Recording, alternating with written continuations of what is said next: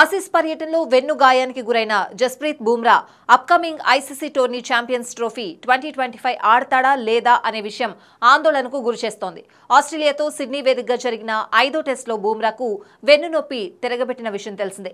అయితే ఆసీస్తో సిరీస్లో టీమిండియా ఓడిన బుమ్రా 9 ఇన్నింగ్స్లో 32 వికెట్లు పడగొట్టి మ్యాన్ ఆఫ్ ద సిరీస్గా నిలిచాడు. దాంతో అతనిపై సర్వత్రా ప్రశంసల జల్లు కురుస్తోంది. అయితే బుమ్రా వెన్ను గాయంతో బాధపడుతున్నాడని, అతన్ని బీసీసీఐ మెడికల్ టీం పర్యవేక్షిస్తోందని హెడ్ కోచ్ గౌతమ్ గంభీర్ చెప్పాడు. ఆ తర్వాత అతని గాయానికి సంబంధించిన అప్డేట్ ఎవరూ ఇవ్వలేదు. బీసీసీఐ కూడా ఇప్పటి వరకు బుమ్రా ఫిట్నెస్ పై ఎలాంటి అధికారిక ప్రకటన చేయలేదు. స్కానింగ్ రిపోర్టులో ఏమొచ్చింది, బుమ్రా గాయం తీవ్రత ఎక్కువగా ఉందా, మామూలు గాయమా అనే సందేహాలు అభిమానులను వెంటాడుతున్నాయి. ఒకవేళ బుమ్రాకు గ్రేడ్ 1 గాయమైతే అతనికి 3 వారాల పాటు విశ్రాంతి తీసుకోవాల్సి ఉంటుంది. ఇదే జరిగితే ఇంగ్లాండ్తో పరిమిత ఓవర్ల సిరీస్లకు బుమ్రా దూరంగా ఉంటాడు. నేరుగా ఛాంపియన్స్ ట్రోఫీ ఆడతాడు. కానీ గ్రేడ్ 2 గాయమైతే మాత్రం బుమ్రా కోలుకోవడానికి 6 వారాల నుంచి 3 నెలల సమయం పడుతోంది. అదే జరిగితే ఛాంపియన్స్ ట్రోఫీ మొత్తానికి బుమ్రా దూరం కావాల్సి ఉంటుంది.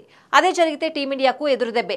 బుమ్రా లేకుండా ఛాంపియన్స్ ట్రోఫీలో టీమిండియా రాణించడం చాలా కష్టం. గతంలోనూ బుమ్రా వెన్నుగాయంతో సుదీర్ఘకాలం పాటు భారత జట్టుకు దూరంగా ఉన్నాడు. ఈ క్రమంలోనే బుమ్రాకు ఏం కాకూడదని ఫ్యాన్స్ కోరుకుంటున్నారు.